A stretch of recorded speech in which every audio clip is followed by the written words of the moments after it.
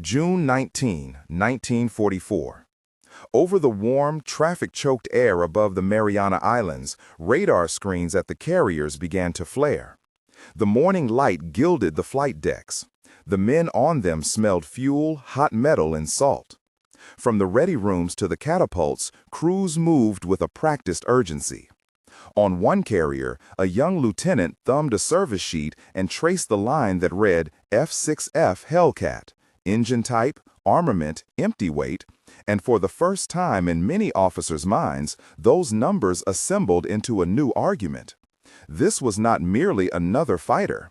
This was a machine designed to break a dangerous balance. If you want to follow this full account through the dogfights, the factory floors, and the human aftermath, stay with the narrative, subscribe for more historical analyses, and leave a like to support this channel. The thesis was simple and, to some, uncomfortable. The Hellcat would not win by being a better turner, nor by inspiring greater individual heroics. It would win because it married robustness, power, and mass production to a doctrine that refused to gamble pilots' lives on single encounters. Across months of encounters, tokens of that system accumulated until the scale of defeat no longer fit the Japanese tactical assumptions. The Zero had ruled the early years by turning radiantly in the hands of skilled pilots. The Hellcat arrived to exploit what lightness and ritual had left exposed. The Hellcat's story began in the drafting rooms and engine test cells of 1942. Grumman's engineers had been given a clear problem: produce a carrier fighter that could outlast the attrition of Pacific operations and the increasing performance demands of Japan's newest machines. The answer centered on a single choice: accept more weight in exchange for power, protection, and simplicity. A Pratt & Whitney double wasp radial, producing roughly 2,000 horsepower, sat at the heart of the design. The airframe was heavier than the A6M0, but that weight bought self-sealing fuel tanks, armor for the pilot, robust landing gear, and a structure that could take hits and still fly back to the carrier. Armament shifted decisively toward saturation. 6.50 caliber Browning machine guns, fed by ample ammunition, delivered a wall of lead rather than the precise economy of fire approach of earlier Japanese armaments. In plain tactical terms, those choices meant what the manuals later made explicit. The Hellcat's higher wing loading reduced its ability to execute the tight sustained turns in which the Zero excelled. But the combination of raw power and ruggedness made it a superior energy fighter.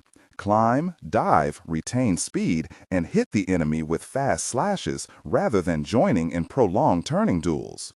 A pilot who accepted the calculus of altitude and velocity, boom and zoom, could disengage at will, conserve his energy, and bring concentrated fire to bear. Against lightly protected fighters, those bursts of speed and weight were lethal. Japanese doctrine had evolved differently. The Mitsubishi A6M0 was the product of a design philosophy that prized lightness and range. Early in the war, before attrition thinned Japan's pools of experienced pilots, the Zero's low wing loading and responsive controls rewarded aggressive close-in maneuvering. Pilots trained to trust their ability to outturn and outskill opponents. Carriers and doctrine reinforced that trust. The cultural overlay, valorizing individual prowess and an elite samurai ethos, made the Zero not just a plane, but a measure of a pilot's honor. It worked when the human input at the controls was the decisive variable and the opponent's numbers and systems were equal. It worked less well when attrition and industrial imbalance began to compress those conditions. The first encounter showed a pattern. In late 1943 and early 1944, Hellcats arrived at squadrons and began to be tested in combat over the Central Pacific. Pilots who had flown F4F Wildcats or borrowed Corsairs found the Hellcat's responses direct and predictable. It climbed on power, shrugged off flak, and returned in pieces where lighter planes would not. In carrier-ready rooms, the comparison with the Zero was argued in clipped, practical language. More weight meant more survivability, more guns meant more stopping power, and more power meant control over the terms of engagement. Those pragmatic sentences, repeated among pilots, mechanics, and commanders, were the quiet formation of the larger system that would soon dominate the air. A squadron vignette captures the tempo and humanity of those early tests. It was dawn on an escort carrier in the Gilberts when Lieutenant Commander Harold, an experienced flight leader, briefed men who had seen both extremes of the Pacific sky. He spoke little of glamour. He spoke of the Hellcat's limits and its advantages. "Keep your energy," he said, paraphrasing later testimony. "Don't get drawn down." The men listened. They had watched colleagues be lured into heart-stopping flat turns and never return. On that day, a pair of Hellcats broke from altitude, dove in, and punched a formation of Zeros with disciplined slashes. The Zeros tried to close. The Hellcats refused to play the long turn game. 2 enemy fighters fell. The phrase that circulated afterward in terse radio debriefs was not heroic boast, but technical. Power wins fights if you let it. Technical comparisons punctuated the operational narrative. The Zero's lighter structure gave it a lower wing loading, an advantage in turning radius and initial agility. But that same lightness produced vulnerability. No self-sealing tanks, minimal armor, and structure more likely to fail once hit. The Hellcat's designers accepted lower agility for survivability. Where the Zero relied on pilot skill and low drag to achieve range and maneuverability, the Hellcat relied on engine torque, structural redundancy, and armament density. The implications were practical. A Hellcat hit by small caliber fire could often make it home. Its pilot survived to fly another day. A Zero in the same condition often did not. Numbers amplified the story. American industry, larger, more flexible, and directed toward interchangeable production, built fighters in quantities that let doctrine be conservative rather than sacrificial. Grumman produced the Hellcat at rates that turned it into the backbone of carrier groups. Thousands and thousands of robust, serviceable fighters replacing losses and allowing squadrons to train, rotate, and cohere as fighting units. The Japanese industrial system, excellent in craftsmanship and innovation, could not match the scale and logistics of the U.S. war economy. More than singular aircraft types, the difference was systemic. The U.S. could replace pilots and planes, distribute maintenance, and engineer incremental improvements quickly. Japan could not do so at the same scale without compromising quality. The tactical consequences showed up in engagements that grew from testing grounds into decisive encounters. The sequence that historians later labeled the Marianas and Philippine air campaigns revealed a steady hardening of American advantage. On June 19, 1944, the date the world remembers for the Turkey shoot, American fighters, many of them Hellcats, intercepted Japanese waves that were increasingly committed to sacrificial tactics and contested by radar-directed vectoring. The Americans leveraged carrier-borne radar, land-based early warning, and a doctrine that funneled enemy formations into zones where massed fighters could choose the angle of attack. The result was not merely an impressive tally, it was a strategic rupture. Pilots who had trained on the ideal of one-on-one mastery found themselves facing a mathematical disadvantage. Numbers and systems were now designed to deny them the engagements in which they excelled. There were human stories threaded through those numbers. Saburo Sakai, one of Japan's best-known aces, survived his wounds and later reflected on the changing air war with a mixture of regret and technical observation. He noted the newer American planes' loss tolerance and the growing coordination of strikes. He did not blame single machines so much as a shift in the battlefield. On the American side, pilots such as Lieutenant Commander David McCampbell, flying Hellcats, recorded sorties that mixed disciplined energy fighting with the grim arithmetic of attrition. McCampbell's engagements showed the interplay of pilot skill within a system that amplified his choices. His victories were not tokens of individual invincibility, but nodes in a larger network of training, maintenance, and production. The human cost, however, never receded into abstraction.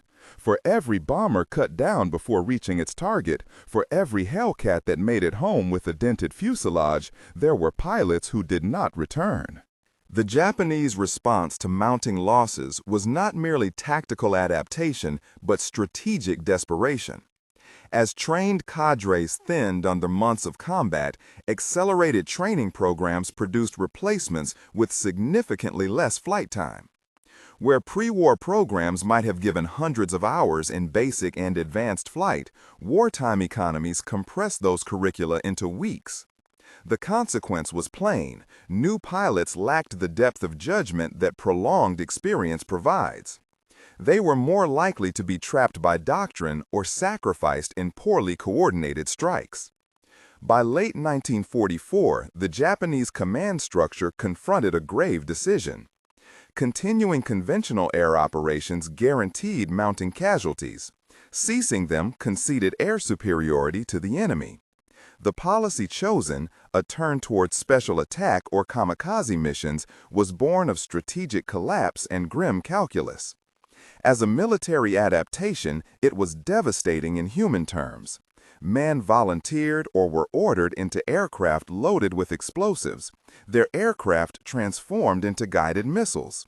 From the perspective of the American fleet, these attacks were singularly terrifying. They could not be reduced to the clean arithmetic of dogfights. In the aftermath, sailors and aviators who lived through kamikaze strikes recounted a new kind of shock. Planes that did not aim to return. Crews that had been trained for different ideals, now repurposed for destruction. Industrial diagrams and assembly line photographs tell another side of the story that combat vignettes cannot. On Long Island and in the Midwest, shops hummed with a different tempo, one of repeated, interchangeable cycles.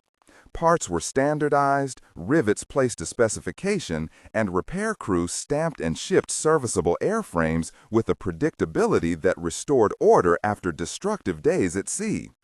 Men who worked those lines later described the monotony as a kind of moral labor. Each panel fit, each engine test was a small pledge that another pilot might live. The U.S. system treated planes as replaceable parts in a vast supply chain. The Japanese system prized reliability and craft, but could not achieve the same turnover without sacrificing standards. The contrast extended into training and doctrine on the decks. Where Japanese doctrine had trained pilots in individual initiative and close-range maneuvering, American training increasingly emphasized coordinated team tactics, radio discipline, and energy management. Hellcat squadrons drilled on rendezvous points, altitude discipline, and mutual protection. Wingmen were not ornamental. They were functional instruments that enforced a philosophy: conserve, coordinate, and strike together. That doctrinal culture, backed by reliable aircraft and a steady flow of replacements and spares, converted the tactical advantages of the Hellcat into sustained operational superiority. The climactic days in October 1944 tested these systems in a manner that made the costs unequivocal. At Leyte Gulf and in the Formosa air battles that preceded it, waves of Japanese aircraft, some conventional, some already veering towards special attack, attempted to interdict American landings and supply lines. Against radar-directed fighter screens and the resilient Hellcats, many of those raids collapsed. The numbers are stark not only as statistics, but as moral punctuations. Aircraft lost, pilots gone, missions aborted.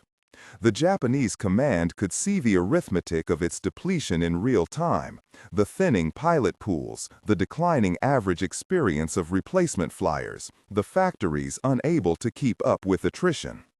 Tactical improvisations arrived, but the cumulative effect was one of strategic erosion.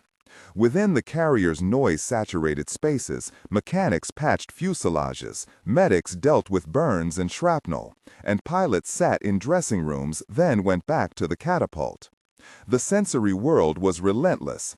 The metallic tang of avgas, the serrated clack of radio static, the hydraulic groan of arrestor gear.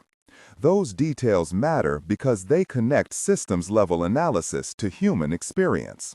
A crash on deck meant a lost aircraft and a crew's shattered lives. An efficient assembly line meant another plane on the catapult and a living pilot sent back aloft. The story of the Hellcat's dominance is therefore not a tale of cold numbers alone, but of how a society's capacity to sustain risk, organizationally and materially, reshaped the ethics of aerial combat. Japanese commanders confronting those losses attempted doctrinal adjustments. Minoru Genda and other senior officers understood the need for combined arms and better coordination, but the options available were constrained by logistics and by the cultural weight of existing tactics. The samurai-centered valor that had shaped naval air thinking now clashed with the need to preserve a dwindling pool of experienced aviators. In many instances, the responses were too late or too small to change the operational realities on the ocean. A stark example of the interaction between technology and doctrine appears in a single mission over the Philippines. A mixed formation of dive bombers and fighters launched toward an American task force escorted by Hellcat squadrons. Radar detected the incoming flight. Controllers funneled the Hellcats into positions of altitude advantage. The Japanese fighters attempted to protect their bombers by drawing the Hellcats into turning fights. The Hellcats refused, executed disciplined slashes, and allowed the escorting fighters to be picked off in short, coordinated bursts. Bombers were left exposed, ships on the surface maneuvered to reduce profile. The day's losses were heavy for Japan. The Americans counted the victory in survivable damage to their own carriers and merchant ships. The tactical decision to prioritize mass defense and to use aircraft as expendable shields in small numbers had been overcome by a system that turned individual skill into replaceable components of a larger, resilient whole. The moral aftermath cannot be reduced to victors and vanquished.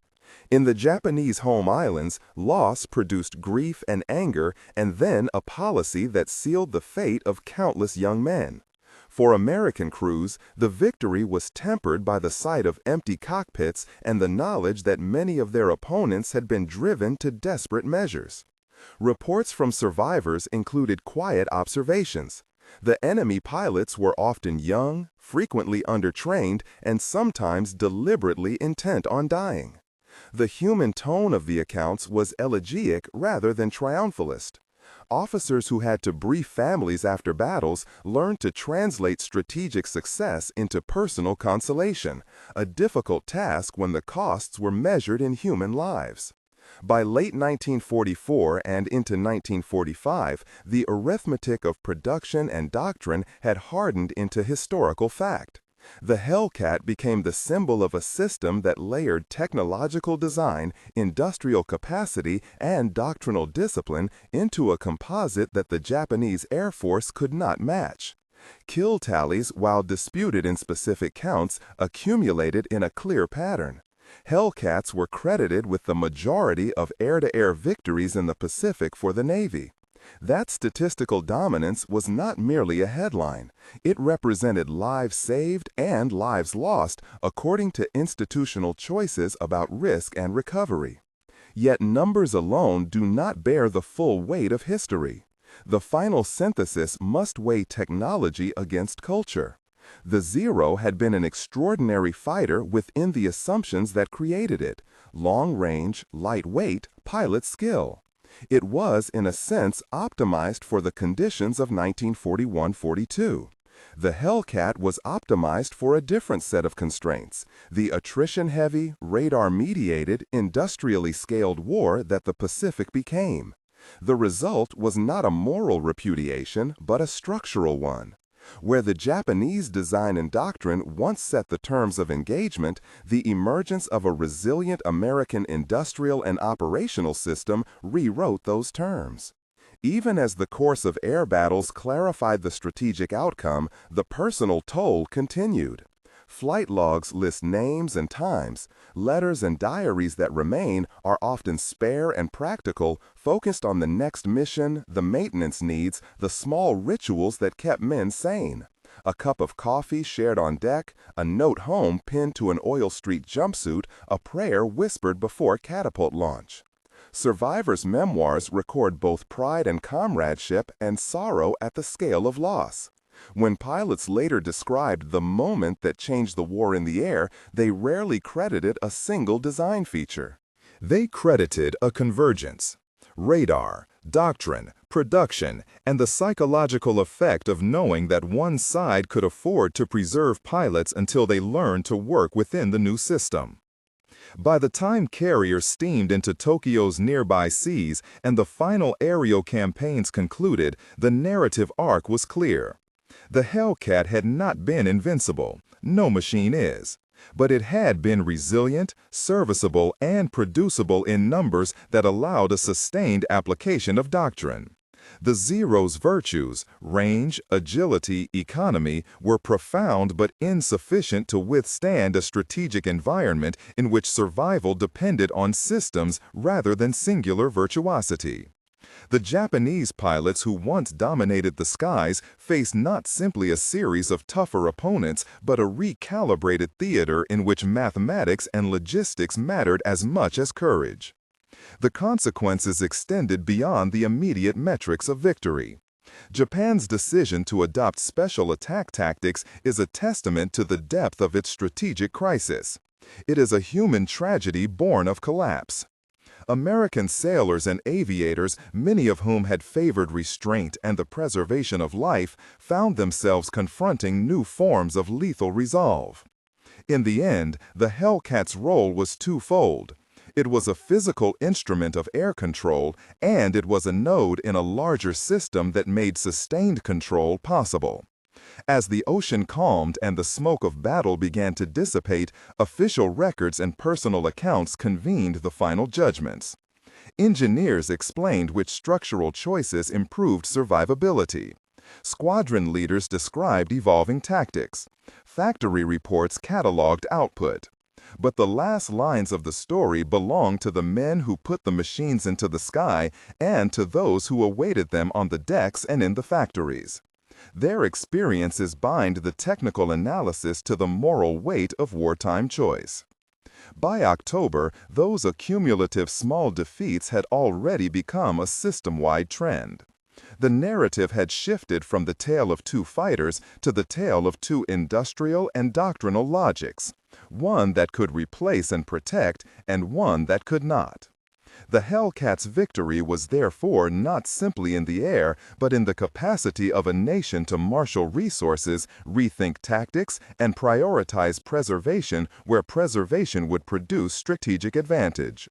The Japanese response, brave and tragic, could not reverse the cumulative arithmetic. The story is not without its unresolved sorrow.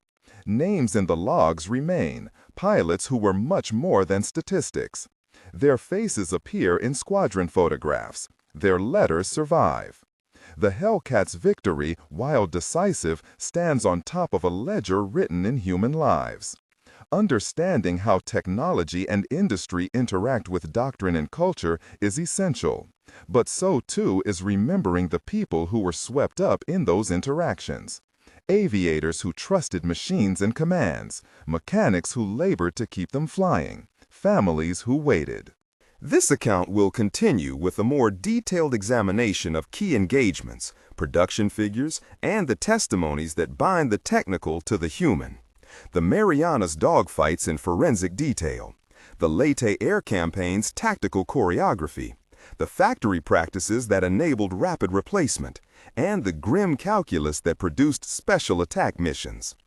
In the next section, the narrative will trace individual sorties and factory lines side by side, showing how decisions in design rooms echoed in the skyscape and on decks across the Pacific.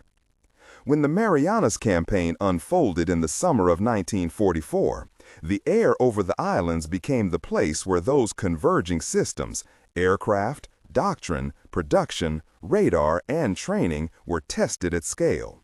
The great fleet actions and mass interceptions that summer reduced aerial combat to a sequence of controlled encounters.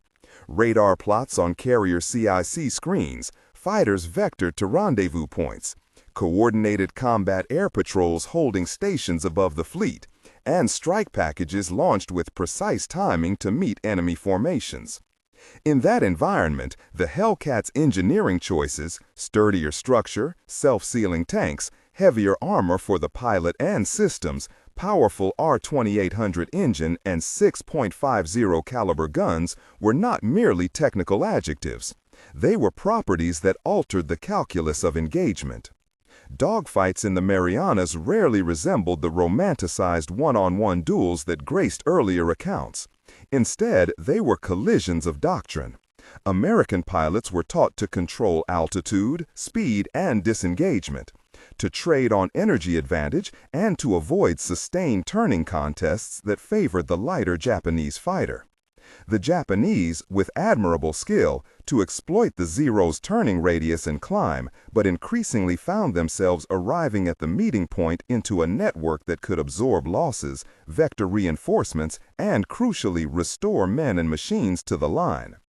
The result was predictable in the aggregate: attrition of experienced Japanese aircrews and a preservation of American aircrew strength sufficient to sustain operations. The Great Marianas Turkey Shoot, as contemporaries called portions of the Battle of the Philippine Sea, was not decided by a single maneuver or single pilot, but by the interaction of many small advantages multiplied. Radar warned American carriers of inbound raids, while combat air patrols took positions. Hellcats employed boom and zoom tactics, diving to make high-speed passes and climbing away before committing to a prolonged turning fight. When a Hellcat pulled a successful attack, it could withstand strikes that might have ended a lighter fighter's sortie, return to the carrier, and be readied for another mission within hours. The cumulative effect was a brutal arithmetic. Aircraft that could be replaced and crews that could be preserved or reconstituted underpinned operational tempo. Japanese pilots, even when fighting with courage and skill, found themselves operating inside an adversary system. Later in 1944 brought a different but equally consequential adjustment. There, the theater's strain on Japanese resources hardened into desperate measures. Massed 40s, coordinated waves, and, increasingly, special attack tactics that would inflict grave harm at an unacceptable human cost. The late air campaign and the related naval battles combined conventional air power with unprecedented sacrificial resolve. For American sailors and aviators, the appearance of kamikaze attacks introduced a new and horrifying variable. Tactical doctrine had to adjust yet again. Fighters were flown on ever earlier cap stations to intercept inbound attackers. Radar pickets were distributed more widely, and damage control teams on ships practiced new drills to limit the lethal effects of an aircraft deliberately aimed at a hull. Through those months, factory floors hummed with a different kind of fight. Grumman and its contractors, plants stretched across the eastern seaboard and beyond, ran on a schedule that treated the aircraft as both product and program of national will. Subassemblies were standardized. Fuselage sections, wings, and engines moved from station to station in flows modeled for speed. Quality control did not tolerate laxity, but neither could it tolerate delay. Women and men, skilled riveters, machinists, painters, fitters, worked shifts that blurred nights into days, driving output up while preserving standards that kept the aircraft serviceable in combat conditions. The adoption of modular practices and an expanding supplier base made it possible to increase deliveries without the bottlenecks that had plagued earlier wartime programs. Those production lines and carrier decks were linked by logistics that read like choreography. A pilot who returned to a carrier with a shot-up Hellcat depended on a sequence practiced in thousands of repetitions. Signals to clear the deck, a caught wire, an elevator up from hangar to flight deck, the line crews who would patch control surfaces and replace radios, the armorer who would ready fresh belts of ammunition, the thief on the catapult who would measure oil pressure and angle. In many cases, turnaround times fell dramatically as procedures improved. What once might have grounded a fighter for days could, under pressure, be made ready in a matter of hours. That immediacy kept carriers laden with available fighters and allowed commanders to sustain the air umbrella that protected task forces and strikes alike. To understand the war in the air is therefore to read sorties and factory lines side by side. Consider a single morning in June 1944. At dawn, a squadron brief finished on the carrier. Fuel loads, armament, rendezvous altitudes, the names of wingmen to watch for. Men pinned maps to the bulkhead and checked their armor. The hangar beneath them, meanwhile, was a different kind of hive. A fuselage section had arrived from a sub-assembly line that night. Technicians fitted a new control column and tested the hydraulics. A crate of spare propeller blades was logged and distributed. The pilot who took off for a combat air patrol that morning climbed to meet a bogey, made a high-speed pass, and, after trading shots, came home with part of his wing mangled.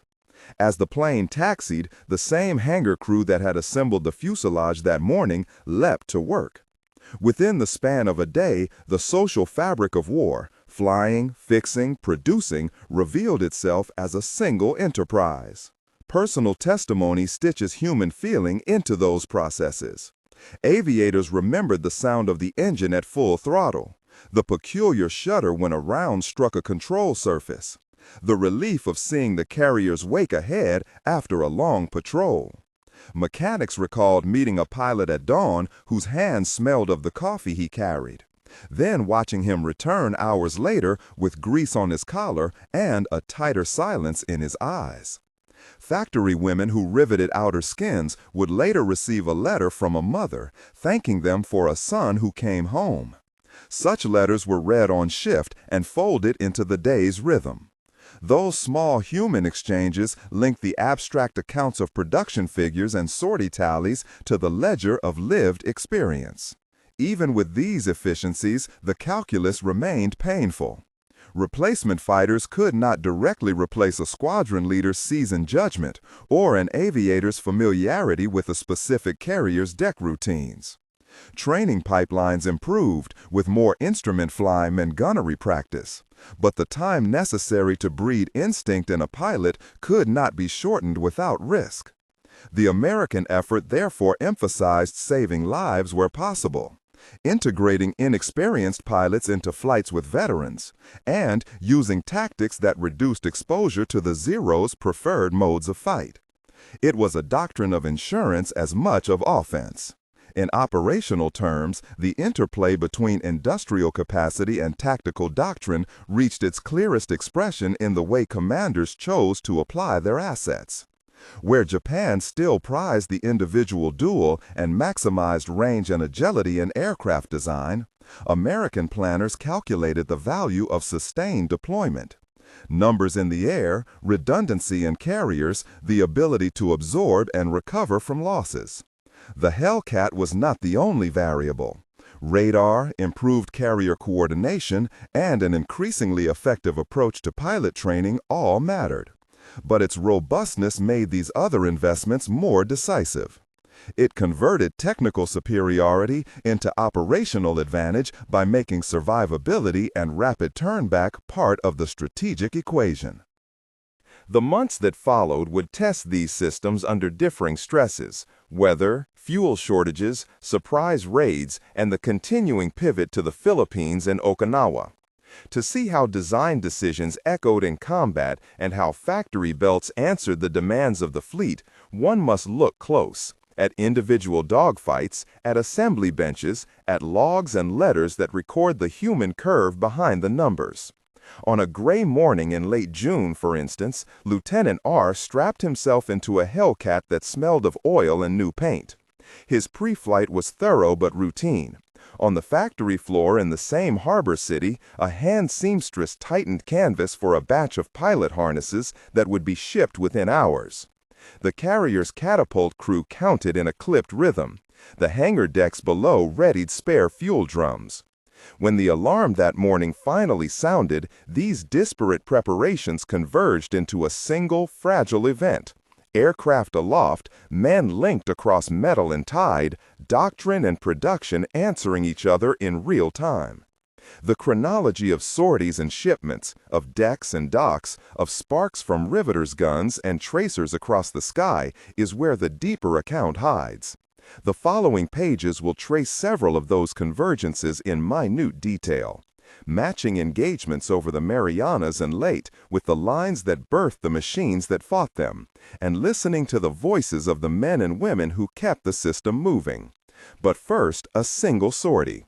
Lieutenant R's patrol that morning, his encounter with a formation of Zeros, the hit that bent his aileron, and the decision he made on the way home will serve as a narrow lens through which the broader patterns come into focus. Lieutenant R breathed through the mask, counting his checklist like a prayer.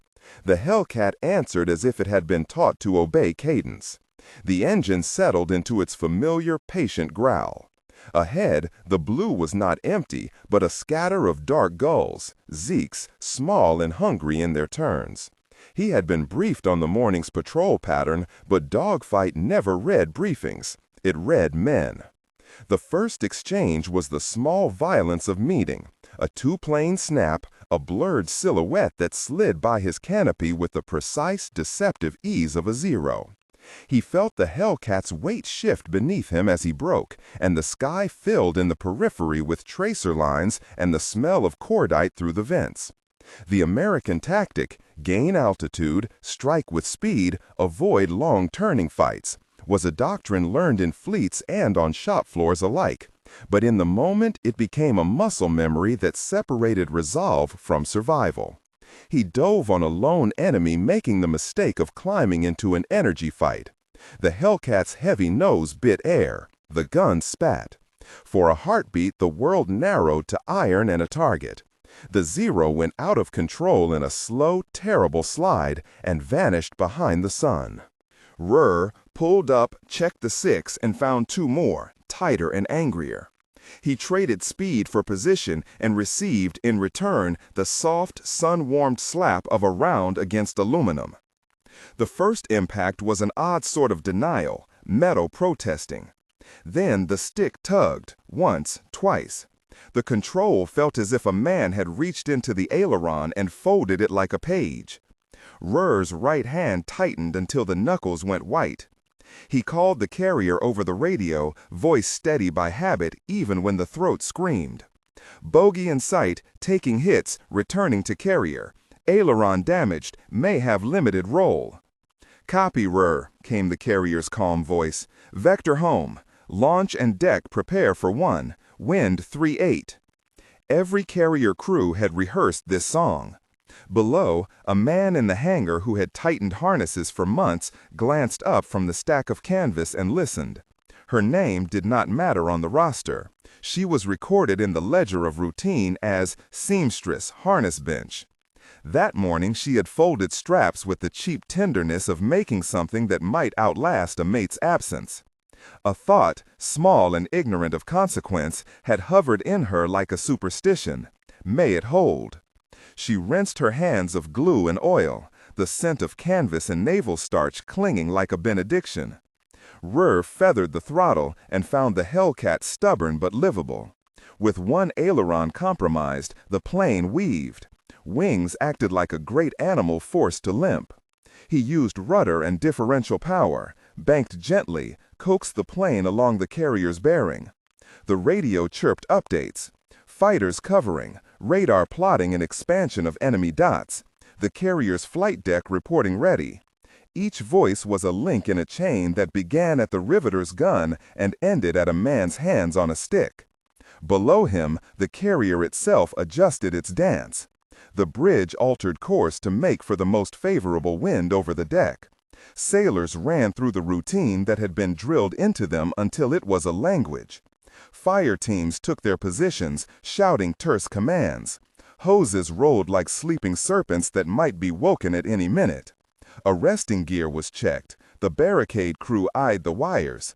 The signalmen flashed flags with faces like weathered maps. The hangar deck cleared. Planes nearest to the lift were shunted aside. Crews slamming panels and clutches with the quick rhythm of practice. As Rur came in, the world narrowed again. Deck, tower, the tiny people who were in fact giants. He saw the carrier's wake, white and patient, and the row of men waiting with green paddles. He circled once, assessing the Hellcat. The bent aileron made the wing drag to the right. A left wire might be impossible if one wing refused to cooperate. He thought of ditching, of foam and oil, and the sea taking what the air could not. The doctrine of insurance favored returning to the carrier, and doctrine had in it the cold patience of arithmetic. If you could get it home, it meant the factory's work had not been in vain. He committed. The Hellcat came down into the wind like a living thing, remembering where its feet once were. The touchdown was anything but graceful. The plane yard, a flare a bit late, a wing that did not respond. The first wire caught, the cable screamed, then snapped. The plane lurched. For a moment there was the stomach-sick lurch of time sliding loose, the ground, or deck, moving away. The second wire took, the hook bit, and the Hellcat, complaining and bleeding scuffed paint and a ragged aileron, stopped. Hands were on the cockpit in the instant it was safe. Deck crew pulled the canopy, voices rough with relief. R unbuckled slowly, the harness resisting like a remembered weight. He climbed down to the deck, boots clacking against the steel, and felt the eyes of men who knew too well the cost of a saved life. Relief braided with the knowledge of never quite returning the same. A petty officer guided him toward the medical shack. He smelled of oil and salt and tobacco and something else. The canvas of a harness that had kept his chest from the worst of the impact. A medic pressed at a bruise, found a soreness in his side, but nothing fatal. The harness strap that had been stitched that morning, threaded by a woman's precise fingers, had done what a ledger never could. It had borne weight, absorbed shock, translated the factory's numbers into continued breath. Later, when the morning made its way into noon and the ship's hum resumed like an animal steadying after a startle, R walked the length of the flight deck. Mechanics crouched beneath tarpaulins, heads bowed over engines like priests at an altar. A man from the maintenance crew, one who had replaced control surfaces in a dozen ports and who could, by touch, detect the history of metal, placed his hand on the damaged wing. He traced the bend in the aileron and muttered in a voice made of lubricants and loss. "She's taken a blow," he said, but she brought him back. Word filtered down, always it did, into the factories. A foreman paused at the bench as a runner brought a note.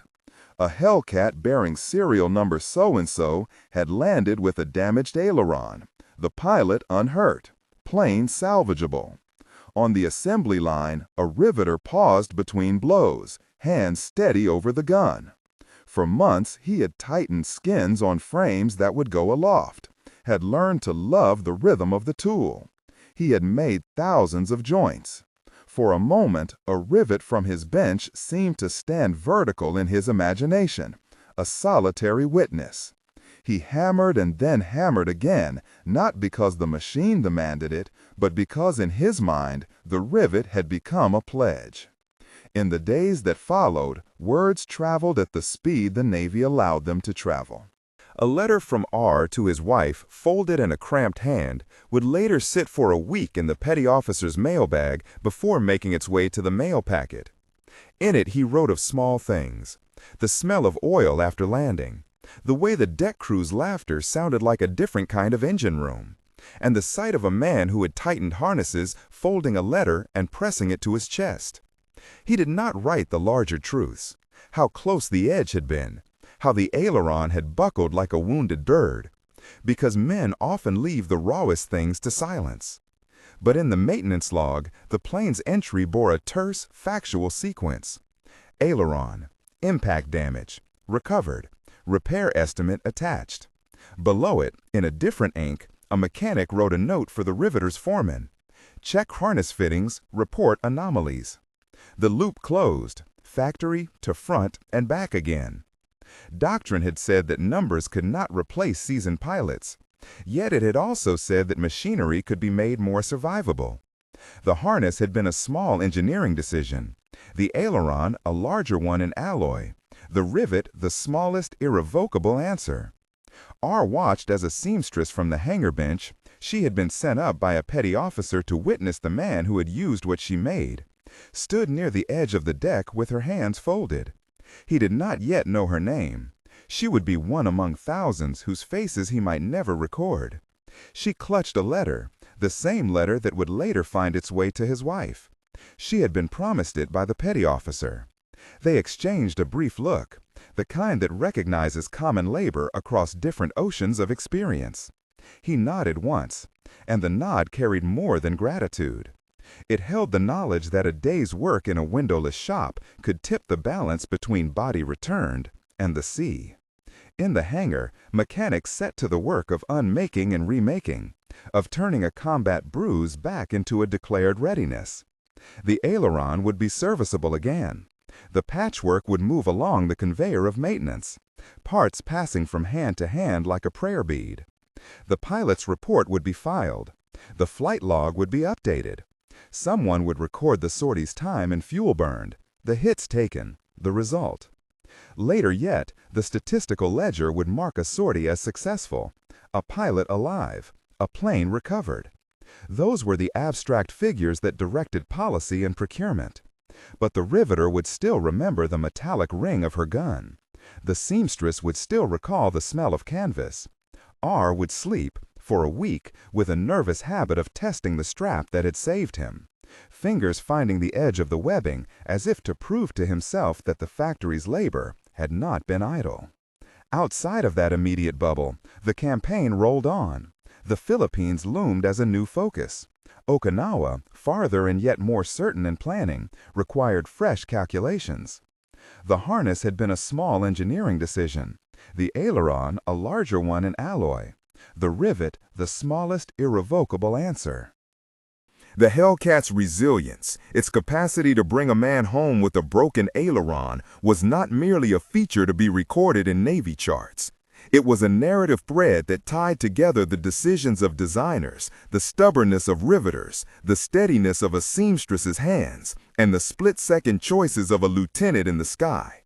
Machines and men answered to each other in the arithmetic of survival. As the day darkened into the kind of tired afternoon that carries the scent of old oil and the bitter tang of coffee, R sat in the mess and folded his hands around a cup. He listened to the murmur of others, to talk about repairs and the niggling impatience of waiting for orders. A petty officer from maintenance came up with a small blunt object wrapped in grease, a rivet removed from the plane during inspection. "Came out clean," the man said. "You might want to keep it. Tells a story." R turned the rivet between his fingers. It was diminutive and cold, a thing made for function.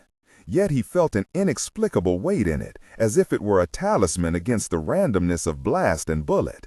He thought, beyond doctrine and production lines, of the hands that had shaped every component he had trusted that morning. He thought of the seamstress who had tightened a harness with the same care she used to mend a dress, of the riveter who preferred the crispness of a joint to the softness of speech. The war had taught them a private vocabulary of small actions that carried outsized consequence. When the lights in the mess dimmed and men drifted to their bunks, R kept the rivet in his pocket. It did not change his skill as a flyer. It did not alter the calculus of replacement pilot pipelines or the raw numbers of industrial output. But for a man who had felt metal fold against his will and had returned through a choreography of discipline, it was enough to remind him that survival often depended on the quiet accuracy of other people's days. Outside, the carrier slid through the sea with the steady confidence of a thing that had been built to last. The engines hummed, boilers whispered. Men who had been riveters, seamstresses, mechanics, and pilots all fulfilled different lines in the same sentence. The patrols would fly again. The lines would be fought, broken, and repaired.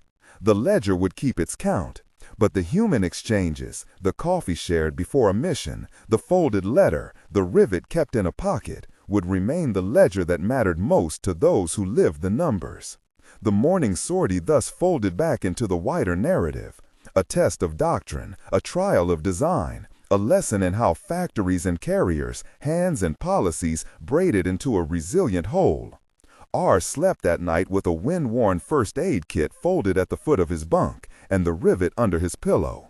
A small, hard witness to the day when the Hellcat bent and the network that made war held long enough for a man to come home.